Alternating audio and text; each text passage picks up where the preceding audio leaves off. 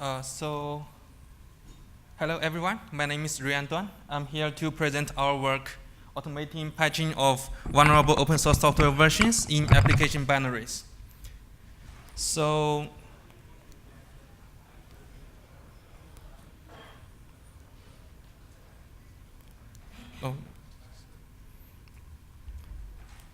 open source software has been gaining popularity. For example, GitHub has more than 31 million users now and more than 100 million repos. At the same time, app marketplace such as Google Play Store and Docker Hub has more than 2 million apps now. These app developers, when they write software, they tend to reuse OSS for lots of benefits. For example, reduce the time to market. But when they do this, the security flaws in this OSS are inherited by these apps. Open source software has vulnerabilities such as Heartbleed of OpenSSL. Similarly, FFmpeg has lots of encoding and decoding vulnerabilities. Stage fright is another infamous vulnerability that allows remote code execution on Android devices. But the good news is that OSS developers tend to patch these vulnerabilities in time and then release them into the newer versions. And previous work has shown that more than 4,000 patches are found from the NVD database. On the Android app side, when they use these OSS, they inherit the flaws of them. Our previous work actually shows that there are more than 100,000 apps that use vulnerable OSS versions in Google Play Store. We are not sure about why they do this. Maybe because of API changes, so they don't want to upgrade, or maybe because of indirect dependencies, so they are not aware of that. But what we want to answer here is that can OEM vendors or end users who is suffering from this do something about it? To bridge the gap, we present our work OSS Patcher to automatically patch vulnerable open source software versions in application binaries using publicly available source patches. In this work, we focus on fixing OSS written in C++ for Android apps. We make the following assumptions. First, we assume that app developers compile OSS directly from the source code, the release versions. Second, we assume that NVD is accurate, including the recorded vulnerable versions and the patching commits. So this is a real-world example of OpenSSL patch, and this is an Android app, like a demo, that uses this OpenSSL library and compile it as a libssl.so and embed it into the APK file. To use this patch to fix the vulnerability, we face the following challenges. First, configurable OSS variants, meaning that the macros here, they can be used to tune the actual binary that gets compiled into the app. And to see whether app developers are really doing this, we conducted a measurement on the apps that use OpenSSL, and we find that 17% of the apps are actually using non-default config to compile the actual OpenSSL, which means that this step is necessary. But on the other hand, OpenSSL contains more than 160 config options, meaning that you cannot compile all the variants of OpenSSL. The second challenge to patch the vulnerable app is that the binaries in Android apps are stripped. So the debug symbols are not available. We have to come up with a way to compare the source code versus binary to understand how the source code is compiled into the binary. Third challenge is the statically linked binaries. For example, here the libmain, the libssl, they can all be fused together. And this such like a fused binary, they make the drop-in replacement of libraries impossible, which was the kind of like the technique where people patch Ubuntu or other operating systems. So previous work has demonstrated how to extract patch information from NVD and how to detect vulnerable OSS versions from apps. In this work, on top of previous work, we propose vulnerability-aware feasibility analysis to identify feasible patches. Then we pass the source code using our vulnerability-aware abstract syntax tree builder to pass them into a feature format annotated with conditional macros. Then we perform a source to binary comparison with the variability information to infer how these binaries are compiled. Finally, we cover the source code, we cover the patch functions into separate libraries to deal with the statically linked libraries. We don't do a drop-in replacement, but instead we just inject the necessary code and then fix the patches. So this is a real-world example that we mentioned before. This is the OpenSSL patch. We want to see whether this patch is feasible, whether it can be applied to the vulnerable library. The first thing that we want to ensure is that the patch lines are within functions. Why we want to do this? Because if the patch changes not only function but also structs and classes, this means that to be able to fix this bug, you have to track down all the structs, all the locations that those structs or classes are used, which is hard. But for functions, it's kind of easy because it's defined and compiled in a single location, and you just need to patch that part. So this is in line with previous work. And after doing the function level check, we apply the patches to old versions using git apply. And then we check for reference types, structures, or functions to make sure the types that's used in the patch function is available in the old vulnerable version. After checking the feasibility analysis, we perform the source to binary matching. We use features such as we use features that are present in both source code and binary. The features that we mentioned here are strings, constants, function calls, which are syntactical features. And we first perform function matching to infer where the vulnerable functions are in the vulnerable library. We use function names or reference call relationship if the names are not available to identify that. Then we perform the configuring inference using variability-aware source features. So let's take this example. This example is a manually crafted example showing that the vulnerable function is a function that gets compiled into a vulnerable app. It uses nested macros, A and B, and then we first extract the variability-aware features from the source code, annotated with the conditions. For example, foo function will show up in the binary only when B is enabled, and hello will show up only when B and A is true. Then we extract the features from the vulnerable app, showing that some features are present. By combining these two facts, we can get a formula and then use constant solving to reason about what config is actually used when the app developers compile the source code. After we know how this source code is compiled, then we will be carving the patch functions into a separate file. But these files will be using the global functions or global variables in the original binary. But the functions can be easily matched by function matching. For variables, if the name is available, it's easy. But if the name is not available, in this case, these variables are static. So it's not like a function. It has description strings within it. It's just like a memory address. To solve this challenge, to allow us to differentiate global variable references in functions, we build the program dependency graph. And then we use the features related to that global variable to describe them and then differentiate them. After we perform matching, we will be using in-memory patching when the app starts to inject the patched libraries into the app and then fix the vulnerability. Patching techniques such as hot patching or binary writing are alternatives, but we just implement this technique in our work. We use a detour-based function patching and fix references via a stub library. I will explain this below. So this is an example file which shows that vulnerable function refers to a global variable and a global function. What we want to do is we want to patch the function first, and then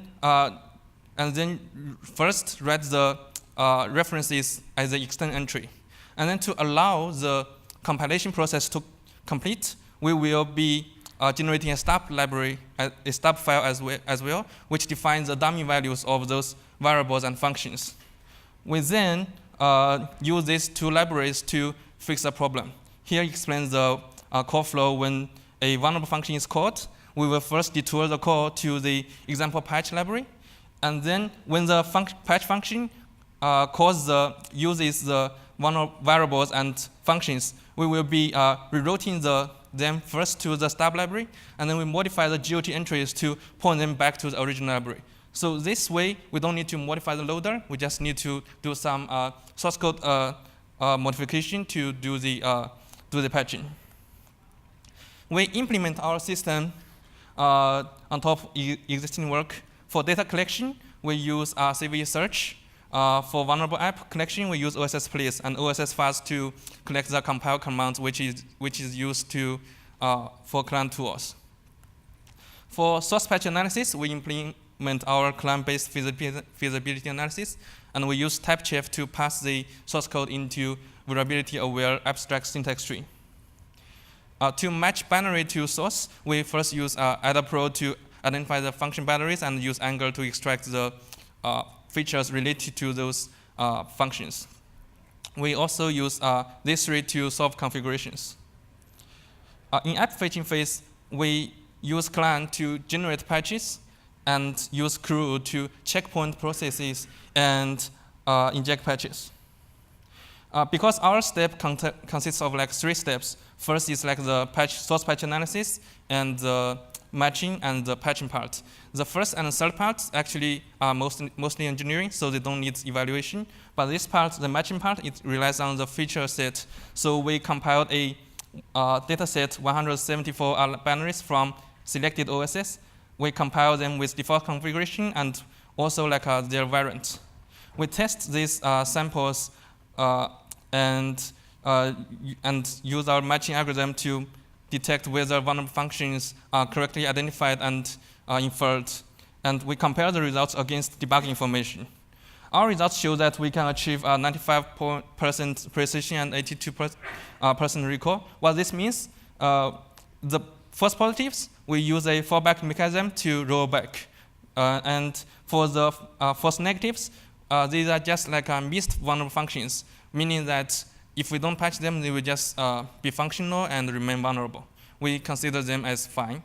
But we argue that a richer data set of features, such as maybe control flow features, may help reduce the false negatives. We use our tool to perform source patch measurement. We analyze 1,000 patches and find that 60% of them are feasible, can be applied to old versions. And in particular, we look into FFmpeg and OpenSSL. They have a higher ratio of patch feasibility. We also find that there are around 200 vulnerable functions in FFmpeg and around 150 vulnerable functions in OpenSSL. This means that we don't need to deal with the whole OSS. Instead, we just need to deal with the vulnerable functions when we patch the app. We also measure the average function size of FFmpeg and OpenSSL. They were around 100 and 150-ish, and the average feature size in there is also like considerable. So we conclude that the vulnerabilities are actually located in medium to large functions with abundant features to allow us to match source code to binary. We run OSS patcher on 10 vulnerabilities with public exploits from either exploit.db or maybe some online blog. And our tool actually swatted all the exploitation after we patched the bugs. 3 notable cases are Android Chrome, which has a use after free bug, stage fright, which allows remote code execution, and Heartbleed, which allows stealing data from memory. All these can be fixed by patching the corresponding functions. These are 9 of related works to OSS Patcher, and I'd like to conclude our work. So OSS Patcher is a work that automates the patching of vulnerable open source software versions in app binaries. And we measure them we measure the tool to show that it can be applied to 60% of all the patches analyzed. And I'm happy to take any questions. Thank you.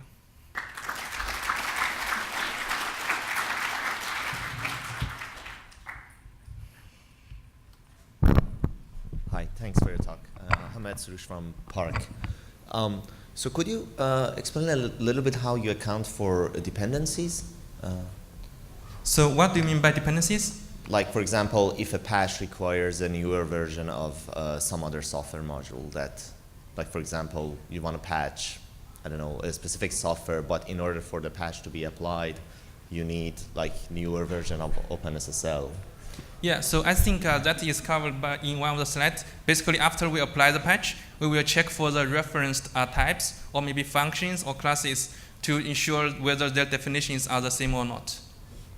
And if they are not, you go and... We just reject the patch, yeah. Oh, okay. Hi, thanks. Roland from NUS. I was just wondering what happens with function inlining, which may or may not happen.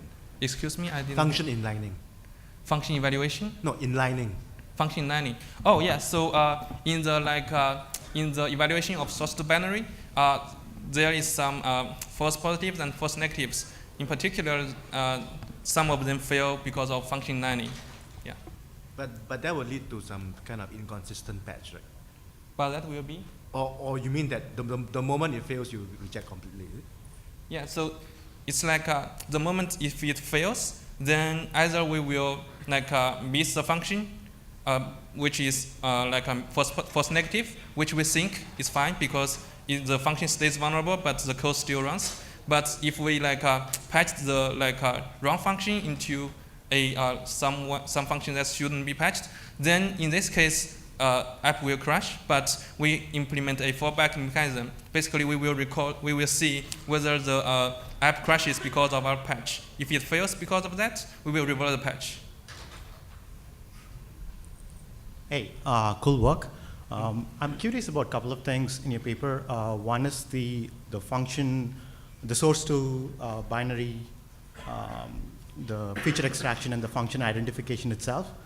Did you do any micro benchmarks to figure out how effective your algorithm is? And did you find any problems with false positives in identifying functions if they have already been patched?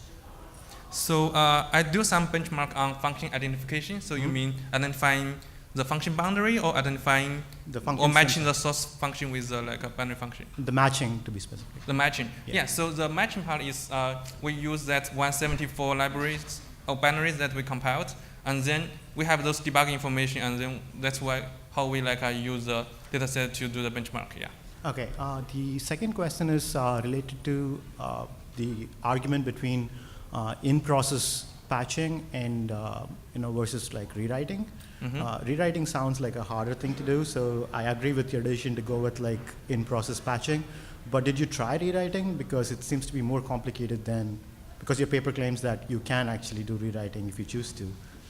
So we didn't try binary rewriting. Yeah. Because I personally have more experience in rewriting Java part, but for rewriting binary part, it's just that I'm not experiencing that. But for in-memory patching, I'm more skilled on this. So it's we are not arguing whether one technique is better over the other. We just say that we implement this and to show that this can be done. Basically, source patches can be applied to vulnerable open source versions.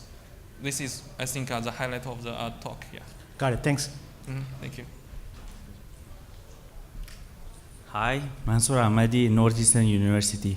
I wonder how could you validate the functionality of Android application after you patch it? Did you check only for crashes, or if there's a logical error, you can understand that the patch is not really working? So it's actually in one of the backup slides. So we actually we patch the app and then we test it on 1,000 app. And we patch the app and then test them using Monkey. And how do we validate whether the functionality is the same? We don't know, because that is something I think because app behavior itself is unpredictable. So what we do is that we inject, when we patch the vulnerabilities, we inject some enter counters and exit counters. So if the code was executing the patch functions, then we will know that, because that's locked to a file by those counters. And then if the app crashes during that phase, then we know our patch is not working, and we will reverse that.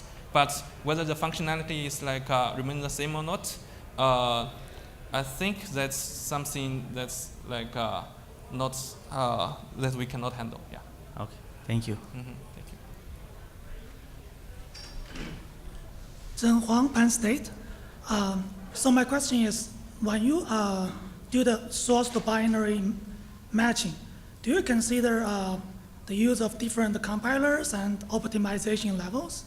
Because that would generate quite a different binary code for the same source code. When comparing those, in this work we didn't do the test on different optimization levels and different different architectures. But what I want to argue here is that because we focus on Android apps, I think different architectures is out of scope. But for optimization levels, the features that we choose, for example, string, constants, function calls, sometimes compiler will optimize them away. That's why we get those false positives, false negatives. But we will, in our benchmark, we see that most of the time we can, by tuning the threshold, we can correctly identify them. Oh, so I was talking about compilers. Mm-hmm. Like I say, you use GCC or Clang. Yeah, we use Clang. Yeah. No, I mean, so how about the vendor uses GCC to compile the the code, right? Yes. So then it will be difficult to match the source code with binary because they are generated by different compilers, right? Yeah. So different compilers, they will do different things, but the strings, function code, they're the same, right? Okay. Yeah. Probably. Yeah. We can talk more offline. Yeah. Thank you. No problem. Thank you.